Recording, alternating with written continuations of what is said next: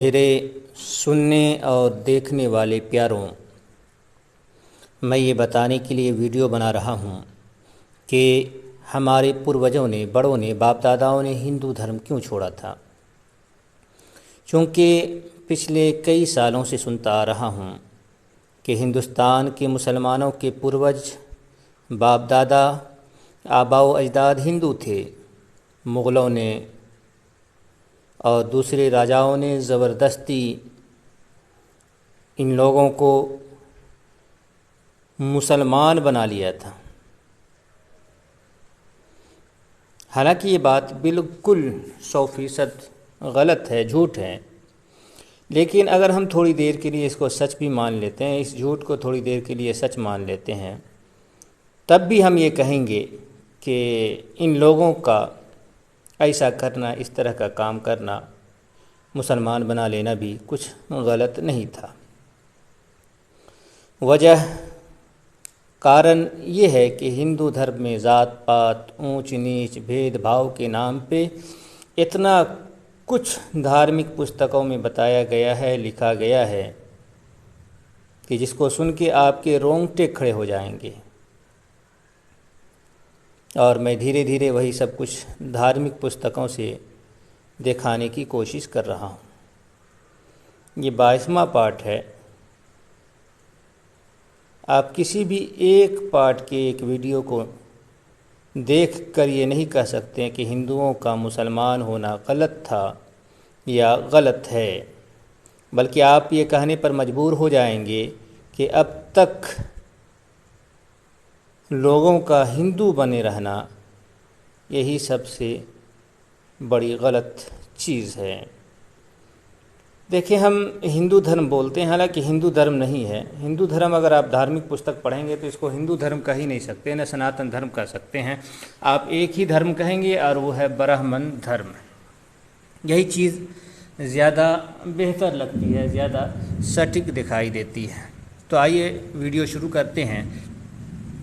ये पुस्तक जो खुली हुई है, इस पुस्तक का नाम है आपस्तंभ स्मृति। इसमें देखिए, शुरू में गाय खाने के बारे में बात आई है। पहले हम इसको पढ़ के सुना देते हैं, उसके बाद फिर आगे चलेंगे। यहाँ लिखा है कि चूँकि अवश्य ही गृहस्थ को, घरेलू लोगों को गाय वगैरह का पालन करना होता है, गाय वगैरह पालते हैं, कृषि कर्म, खेती बाड़ी और बीज आदि बोना होता है, ब्राह्मणों को भोजन पर बुलाना होता है, बालकों को स्तनपान आदि कार्य और उनका परिपालन करना होता है, असहायों को अवश्य देना होता है और ब्राह्मण आदि को की दवा दारू करनी होती है। ऐसा करने पर यदि ना चाहते हुए भी गाँव आदियों के विषय में किसी प्रकार का प्रमाद हो जाए तो हे भगवान, उसका हमें प्रायश्चित बताइए। अब देखिए, प्रायश्चित बताया जा रहा है। प्रायश्चित को आप सुन लें गौर से। यहाँ का बताया जा रहा है, देखें आप, यहाँ से पता चलता है कि गाय खा सकते हैं। यहाँ लिखा है कि बालकों के स्तनपान आदि कार्य में तथा ब्राह्मणों के आमंत्रण, यानी ब्राह्मण दावत में आ रहा है तो आमंत्रण में, और चिकित्सा आदि कार्य में विपत्ति उत्पन्न हो जाने पर भी दोष नहीं लगता। तो इससे ये बात जाहिर हो गई। या आपस्तंभ स्मृति का अध्याय 1 मंत्र देखते हैं, शुरू ही में है।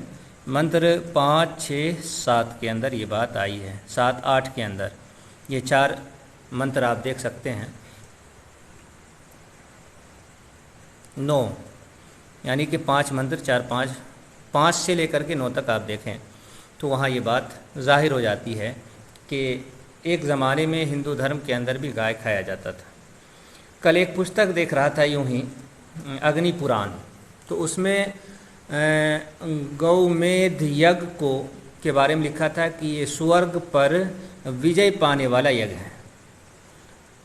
गौमेध यज्ञ को जब हम गूगल पे सर्च किए तो वहाँ ये बात लिख करके आई कि प्राचीन, मतलब शुरुआती दौर में हिंदू धर्म में शुरू में ऐसा होता था कि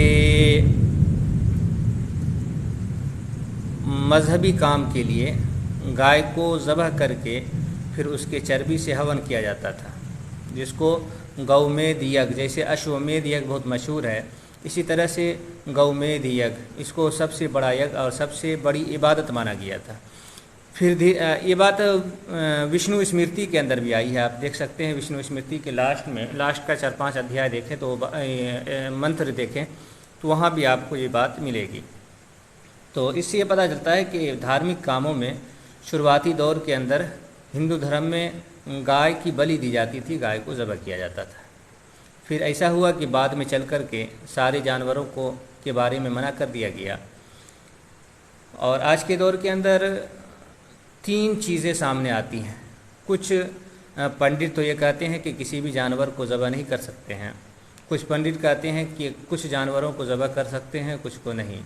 और गाय के बारे में तो सारे पंडितों का ये कहना है कि गाय को ज़बह नहीं कर सकते हैं। ये उत्तरी हिंदुस्तान की बात हो रही है, वरना तो और सब इलाके में जो हिंदू है वो तो गाय को माता मानते ही नहीं हैं। तो ये चीज़ है। तो धीरे धीरे ये ऐसा होता रहा। और उसके बाद जो है गाय की फजीलत में, गाय के फ़ज़ाइल में आप देखें, आप धार्मिक पुस्तक में अगर देखेंगे, पढ़ना चाहेंगे तो सबसे ज़्यादा जो चीज़ आपको मिलेगी वो ब्राह्मण या गाय के बारे में, यही 2 चीज़ मिलेगी।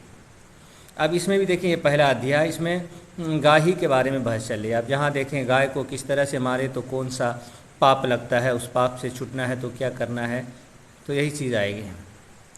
ये पूरा अध्याय इसी बारे में आया है। देखें, रोकने से यदि गाँव आदि को विपत्ति हो जाए, मर जाए, यहाँ गाँव घटना भरन है, वश में करने रोकने से गाय मर जाए, तो ये गाय के बारे में है। पत्थरों से, लाठियों से अथवा अन्य किसी शास्त्र से जो पापी बलपूर्वक गिरा कर मार डालते हैं उनके लिए संपूर्ण कृत का विधान है। तो यही है कि अगर कोई गाय को मार दे। हाँ, एक बात और बता दें कि किसी भी धार्मिक पुस्तक में हज़ारों जगहों पर, सैकड़ों जगहों पर गाय के मारने की बात आई है कि कोई किसी तरह से जानबूझ के अनजाने में गाय को जान से मार दे तो वहाँ उसका प्रायश्चित बताया है कि क्या करना है। तो कहीं बताया है कि उपवास करना है, भूखा रहना है, रोज़ा रखना है, गाय के बाड़े में रहना है, गाय चराना है, गाय का मूत्र पीना है। लेकिन जान से मारने की बात, गाय के मारने के बदले में जान से मारने की बात किसी भी धार्मिक पुस्तक में नहीं आई है, किसी भी धार्मिक। ये सारा काम जो आज के दौर में ब्राह्मण कर रहे हैं सिर्फ मुसलमानों से नफ़रत की वजह से कर रहे हैं। धार्मिक पुस्तकों में कहीं इसका ऐसी बात नहीं मिलती है। और आगे चलते हैं। ये हो गया आपको दूसरा अध्याय। पहला अध्याय समाप्त हो गया, दूसरा अध्याय है। इसमें क्या, किस चीज़ के बारे में है? इसमें पाकी वगैरह के बारे में है। जैसे तालाब वगैरह, नदी नाला नापाक हो जाए तो उसको किस तरह से पाक करना है। यहाँ देखिए क्या लिखा है, सूर्य के किरणों के पड़ने से और पवन के स्पर्श से, गायों के मूत्र और गोबर से, इन सब से वो जल शुद्ध हो जाता है। यानी कोई पानी है, अगर वो पानी नापाक हो जाए तो उस पानी को पाक करने का तरीका यहाँ बताया है कि गाय का गोबर, गाय का मूत्र डालेंगे तो पाक हो जाएगा। कितना अच्छा तरीका नापाकी को पाक करने का बताया गया है। तो यही सब बातें इसमें आई हैं। गाय के मूत्र के बारे में तो मत पूछिए, इतना कुछ है कि तभी तो उपात्रा कह रहा था कि गाय का गोबर कोहिनूर हीरा से ज़्यादा कीमती होता है। कोई कह रहा था कि गाय के गोबर से एटमी हमले से बचा जा सकता है। तो आपको इस तरह की बातें बहुत सारी मिल जाएंगी। तो यहाँ पाकी नापाकी की बातें इस दूसरे अध्याय में आई हैं। अब तीसरा अध्याय देखते हैं, इसमें क्या है। देखिए यहाँ लिखा है कि बिना जाना बूझा शूद्र जाति का मनुष्य जिसके घर में वास करे और समय आने पर उसका पता चल जाए तो दिव्ज यानी ऊंची जाति, ब्राह्मण, क्षत्रिय और वैश्य लोग उस पर दया करते हैं। ये बता रहे हैं कि ऐसा होता है तो ये लोग जो है थोड़ा सा रहम कर देते हैं। हालांकि रहम नहीं करना चाहिए। मेरी वीडियो आई थी सबसे पहली, दूसरी, तीसरी में हो सकती है, जब मैं वीडियो बनाया था खुशबू पांडे के जवाब पे। उन्होंने कहा था, कही थी कि गरुड़ पुराण पढ़ने के लिए, तो उसमें भी ये बात आई थी कि अगर किसी ब्राह्मण के घर में कोई शूद्र चला जाए और बाद में पता चले तो उसको क्या करना चाहिए। वही बात यहाँ भी आई है यहाँ वहाँ भी चंद्रायन व्रत के बारे में, यहाँ भी यही बात आया कि चंद्रायन अथवा पराग दिवजों को शुद्धि करने वाला होता है। अगर शूद्र चला जाए घर में तो इससे ये बात भी पता चलती है, मेरी भी वीडियो होगी कि गले में हांडी और कमर पे झाड़ू क्यों बांधा था, उसमें वो बात आपको मिल जाएगी। तो इससे ये बात पता चलता है, आप ज़रा बताएं कि हिंदुस्तान का 85% लोग, हिंदुस्तान की 85% आबादी शूद्रों के अंदर आ जाती है, और शूद्रों से नीच, शूद्र और शूद्र से नीचे भी इंतहाई गलीज़ और नापाक हिंदू धर्म के मुताबिक, तो ये 85% लोग आ जाते हैं। तो इसके बारे में है कि अगर ब्राह्मण के घर पर चला जाए तो ब्राह्मण का घर नापाक हो जाता है। तो इससे ये पता चलता है कि ये लोग जिस जिस जगह कदम रखते हैं वो जगह नापाक हो जाती है।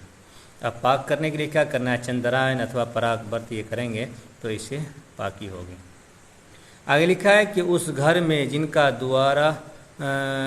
द्वारा पका हुआ अन्न खाया गया हो उनको किर्च कराए। यानी उस घर के अंदर जिसमें शूद्र चला गया हो और बाद में पता चला हो, तो अगर कोई खाना बना करके दिया है तो उसको ये व्रत करना है, और जो खा लिया है तो उसको क्या व्रत करना है, तो वो बात आई है। आगे देखते हैं और कुछ मिल जाए। यहाँ लिखा है कि अब देखें,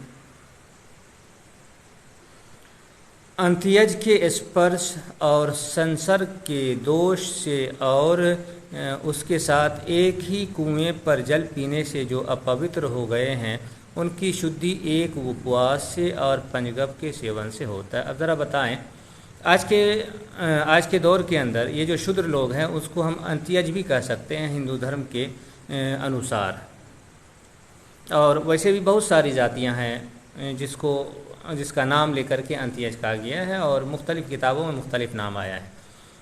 जैसे व्यास स्मृति के अध्याय 1 के मंत्र 10, 11, 12, 13 में आप देख सकते हैं, वहाँ पे नाई है, कुम्हार है, ग्वाला है जिसको यादव कहते हैं, और इसी तरह से बढ़ी है, माली है, और भी पता नहीं कितने कितने 10-15 जातियों के नाम हैं।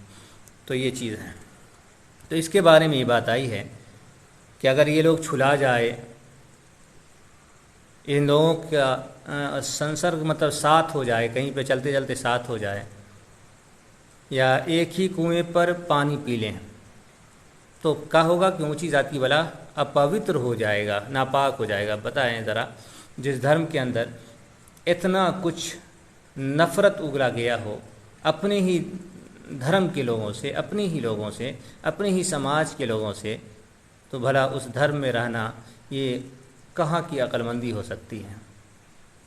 ये होता है कि शुद्धि के लिए एक उपवास और पंजगब, पाक होने का भी तरीका देंगे। पंजगब कहते हैं जिसमें गाय का गोबर, गाय का मूत्र होता है, इसको इस्तेमाल करें, इसको खाए पिए, तब जो है वो नापाकी दूर होती है। तो इस तरह से जो है गाय गोबर और मूत्र का नाम लेकर के जगह जगह लेकर के अपमानित किया गया है।